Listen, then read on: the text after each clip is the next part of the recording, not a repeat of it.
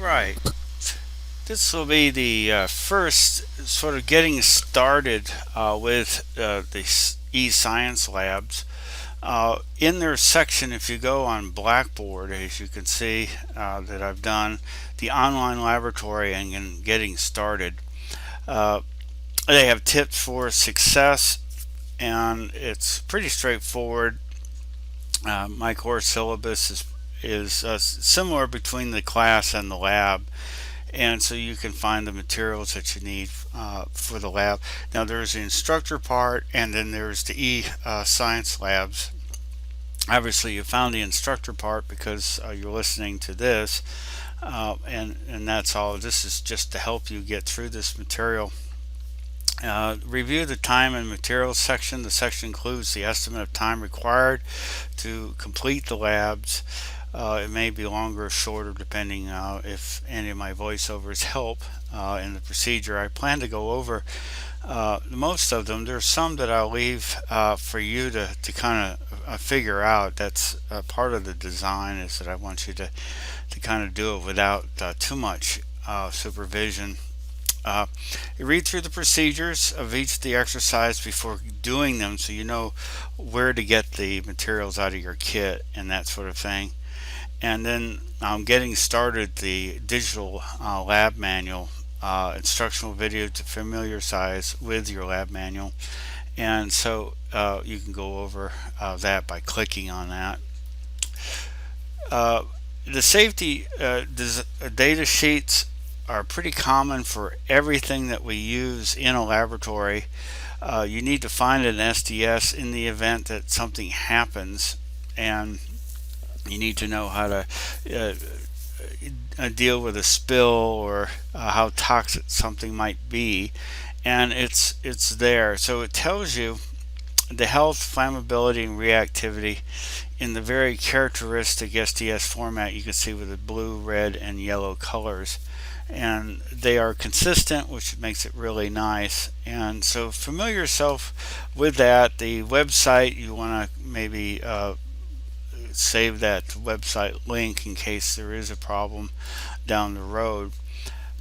As soon as you receive the kit, compare the contents with a packing list. You should have a packing list in there. If you don't, we can try to scarf one up and I'll send it to you. So you can click on customer support in the event that something wasn't there.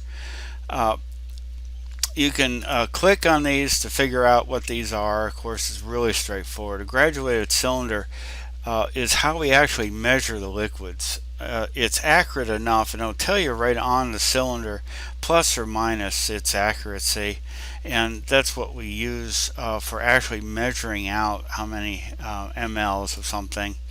The Erlenmeyer flask, even though it has the increments on it, they're not very accurate, so we use it just for mixing, and being the tilt on the conical aspect of the flask, it keeps you from spilling and that sort of thing. It's a great mixing tool. Now, a beaker is common, and it does have more of an accurate sort of indexing in terms of the volume, and it'll tell you if it can be heated or not, if it's Pyrex or whatever. It should be written on there, and then plus or minus. Now it depends. I always use a graduated cylinder for my measurements. I think they're more accurate and they're easier to handle. The petri dishes we'll be using these, and we'll be preparing those, so you'll be pouring some, and that will be interesting. The pipette is a tool designed to transfer liquids, and you'll see that there are sterilized packages that contain those. I wouldn't open them until you're actually ready to use them, and I'll go through that. The test tubes are common labware. They hold liquids. They're really nice, and you have a sort of a built-in rack that it's made out of cardboard. You just need to fold it so that it can hold the test tubes properly. The laboratory exercise prep, just read through it first to make sure that you understand the steps. I use the kitchen table. I'm going through all of these myself, and I will be preparing a video. So prepare a workspace by clearing the area, all clutter, food, and that sort of thing. Read the labels on the chemicals and note their safety rating. It's just to know. And so if there is a problem, then you can go online and get the SDS for that particular compound. It's very common and nothing new there. Consult your physician if you're pregnant or allergic to chemicals and that sort of thing. You need to know those, and that's always the case.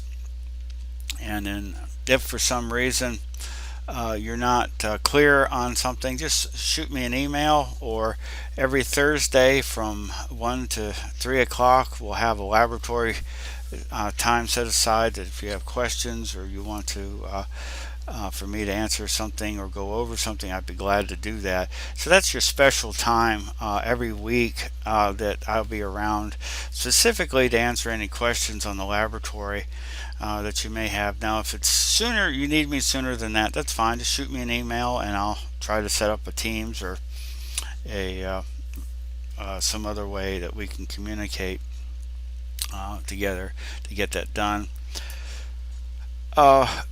Remove all loose clothing, jackets, sweatshirts, and always wear closed-toed shoes. Guys, no Speedos, please. No, this is just laboratory stuff. Pull back long hair. That way, in the event that you use heat or anything. Jewelry, rings, watches, there's no reason to have those, and they just add to potential issues. And I always make a rule. The only thing I keep on for me is my marriage ring. I just do that. I don't know. I don't feel good about taking it off. But anyhow, you can ask my wife about that. Wear safety glasses at all times. Wearing soft contact lenses while conducting laboratory is discouraged. The problem with those lenses is that they're pretty fragile, even though they're in your eye, and if they get a chemical on there, it could be bad, because they're pretty reactive plastics that they use for those things, especially if they're colorized. When handling chemicals, always wear the protective gloves and glasses and apron provided in the safety kit.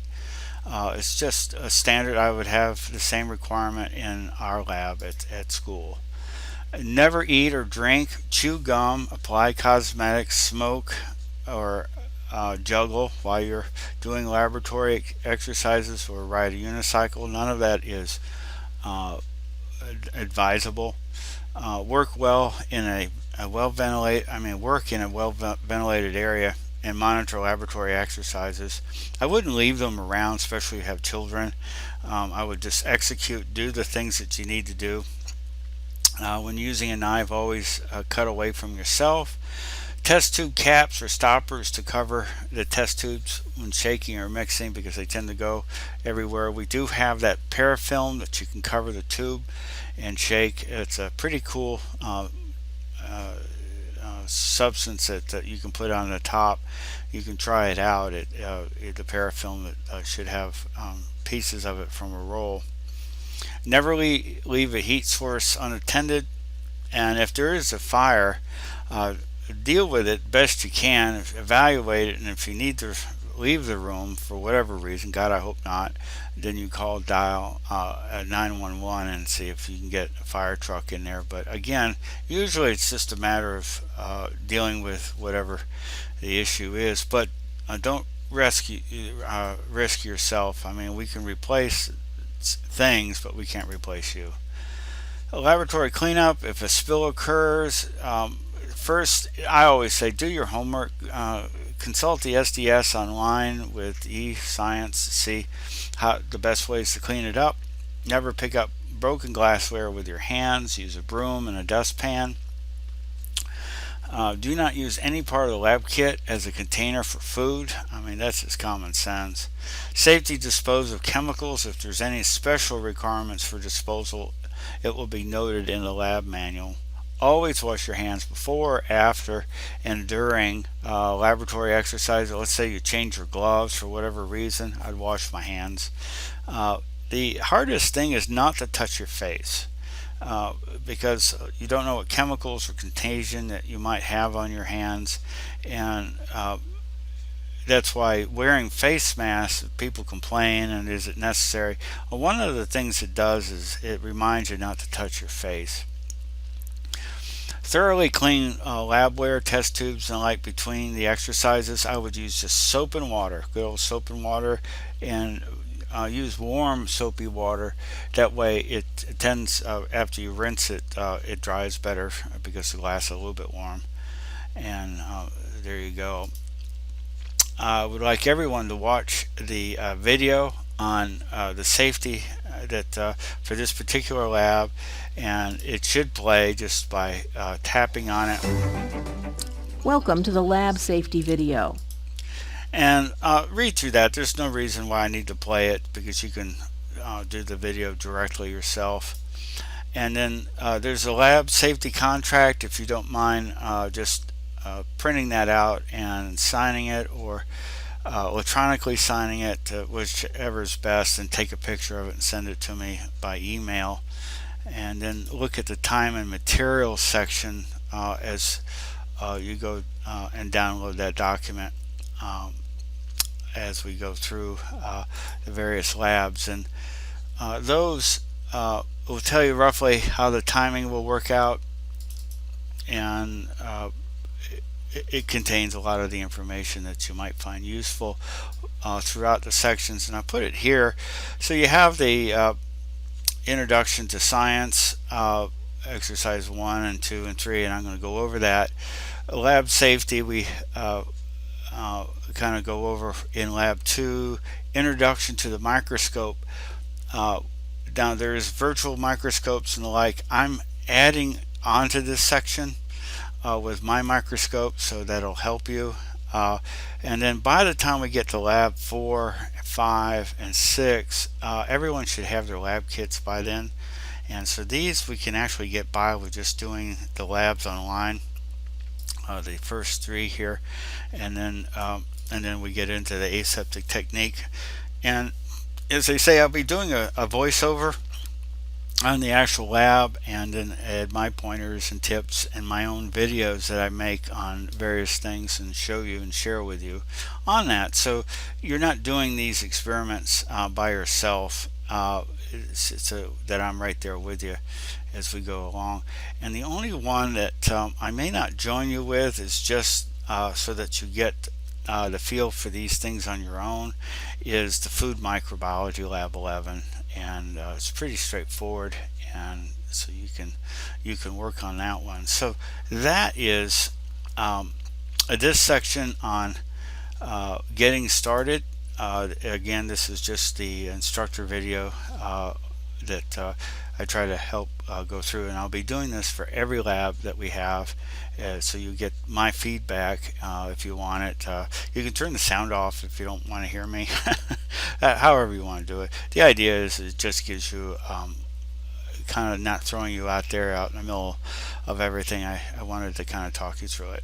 So the next lab will be lab 1, and we'll be talking about just the introduction to science. There are 4 exercises and an experiment that you can go through.